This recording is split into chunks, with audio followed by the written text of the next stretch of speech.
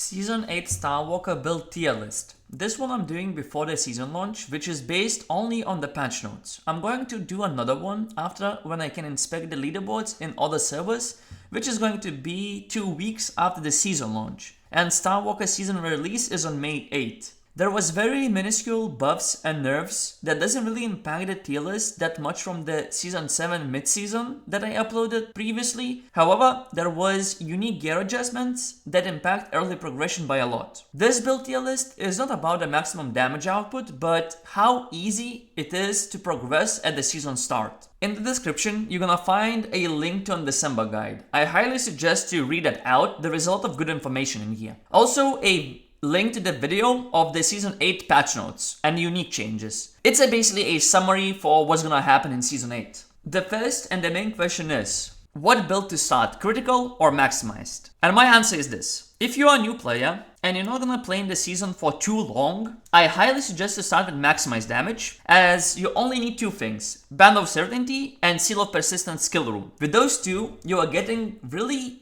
big power spike early, which makes the progression much easier. For the critical build, we have a few issues right now. And that issue is, Caster Refraction Ring no longer is gonna have a flat critical rate. That means it's gonna be much harder to do a critical build early in the game. My suggestion is this. If you still want to do a critical build and you're gonna play in the season for longer, you're gonna grind more, start with maximized, but keep the gear, the charms, and everything else for the critical build switch. That would be the best approach. If your question is, which build does more damage? My answer is this. Maximization has easy and early power spike, but critical has much higher damage cap. And that's because when you do critical build, you also do maximization. You acquire maximization chance from the legendary charm affixes and some unique items. That's why critical builds are always better damage-wise, but it's also a bigger investment because you need a specific gear and really good charms. Most of the skills that are in here, I have build guide on those. Even if the build guide is from the older season, it still works as the seasonal changes are not as huge to make the build guides not work anymore. There might be some changes to the zodiacs, but besides that, everything is still correct. Let's start with S tier plus. In here I have two new skills. They are both insanely good. The amount of damage they have is one of their highest, and they're gonna be really fun to play. I would say Lightning Slash is a little bit easier because the interaction is simple, while Flash has a little bit weird interaction, and it might be a little bit weird to play, but we're gonna see. But those two are definitely S tier plus. Ogre Arrow, same thing, a lot of single target damage, one of the highest, if not the highest single target damage that's possible in the game, but it doesn't have too much multi-target, but I have to keep in S tier plus. Ice Crystal Arrow, nothing too crazy, same stuff. Fire Blow, just the way the projectiles scale and they overlap, so you can scale their damage quite a bit. Starting with Fire Blow is a little bit hard, as it's hard to overlap those projectiles without the specific gear. Throw Explosive, just a representative of the bowgun builds. Throw Explosive scale insanely good because of the projectile overlaps. Crescent Slash got a little bit of a buff, definitely S tier plus right now. I can't put it in S tier, it would be underestimation. So yeah, Crescent Slash is also good. Sentries and minions. I'm keeping Fanblade Sentry and Wrathful Rune Knight in here in S tier plus, but all of the sentries and all of the minions got a buff, and that buff is on the tooltip of the skill. Basically, instead of level 95, summon level right now is gonna be 110. And that's a huge difference because every single extra level increases the base stats of the summon. That means both of the builds are now much stronger. S tier, Earthblow got a little bit of a nerf to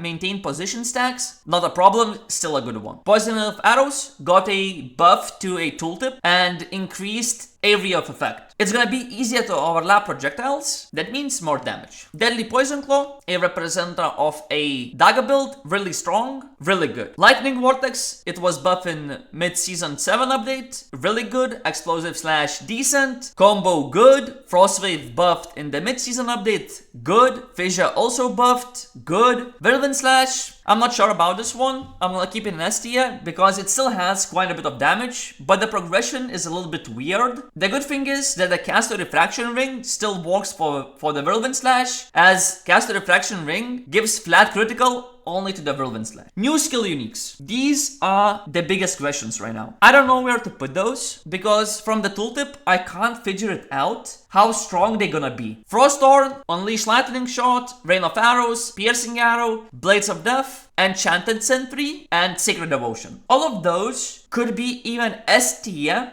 depending on the interaction. This one will gonna need some testing and I'm gonna update those. From what I can tell, Unleash Lightning Shot definitely should be in S tier. It's not that hard to figure it out, but I'm keeping it in here. I'm gonna let you know. New Trigger Link Rune. And the new Trigger Link Rune, I mean the Transcended version that's only gonna drop from the new hidden boss. That enables spell on spell triggering builds. There is a lot to talk about, but I'm gonna keep it simple. What happens? Your triggered skill with that new Link Rune is going to have 80% damage amplification, plus 2 rune levels also. That alone should enable most of the spell triggering builds. In here, I have Black Plague. The reason I have Black Plague, because it's a movement strike skill, it's basically the same as Whirlwind. With this one, you can trigger any of the skills. Blizzard in here, as Blizzard with the Black Plague is gonna be insane amount of damage. Wings of Ignition also gonna be good. Dark Judgment is good. Thorn Explosion was buffed, so it's good. Judgment of Flight was also buffed, is gonna be really good. Charge Release, maybe, but I have to keep it in here, as Charge Release has some interesting interactions, a lot of clear. Condensed Fire, Electric Ball, Lightning Chain, Frost Bomb, Frostball, and Fireball are all viable for the triggering. Of course, you don't have to trigger with Black Plague, you can trigger with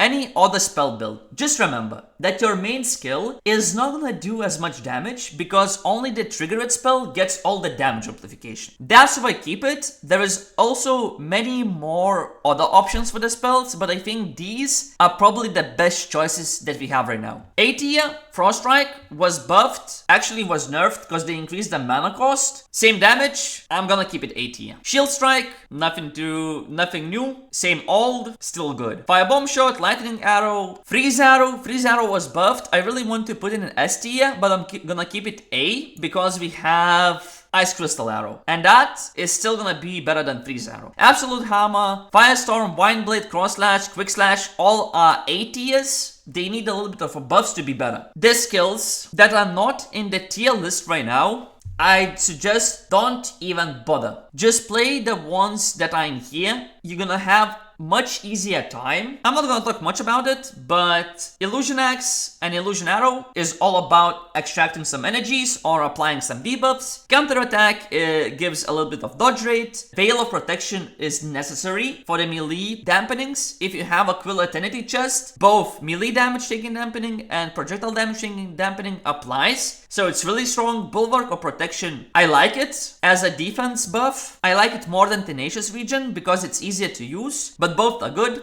Shadow Provocation is gonna have a nerf to the armor amplification, but we still need it. We still need it to improve our armor, and this is one of the best choices. Shadow of Justice is to remove hard crowd control. Illusion Hook, Shockwave Arrow is good as a secondary skill to apply a debuff and maybe proc a poison area if you are using Surging Knowledge Necklace. Shadow of Terror is nice damage increase because it applies the armor and elemental resistance debuffs. Weakened Totem in here is just for the damage, as it applies a damage taken increase debuff on the enemies. It's really nice in the training arena. Pantheon and Cold Armor is all about barrier build. Progression in E-Gear. There is only a few pieces that are important in here, and all of those are low tier uniques. They should drop almost all of the time, and it shouldn't be hard to get those. The first one is Seb the Longing Shield. It has a little bit of damage dampening, and early, it's crazy good. Speaker's Regret is probably the best helmet to have, as it doubles your Zodiac stat effects and gives you a lot of HP. Sandglass is overall good. Light Portraits is probably one of the best choices early for the HP amplification. The chest is for a little bit of elementals, and so on. Really nice progression chest. Hands of Monarch has a little bit of damage. Sky Shoes can be equipped from level 1 and gives you quite a bit of movement speed. I'm no longer adding Leg Bone of the Wind in here as they removed the movement speed amplification. So any boots right now are good. Circle of Expansion is for the resource cost if you're having some mana troubles. Hilt of Life and Death is nice for the damage dampenings early. Makes a really good defensive belt. 3 hoops are good overall for extra stats early. Surging Knowledge, even the low tier one, gives a lot of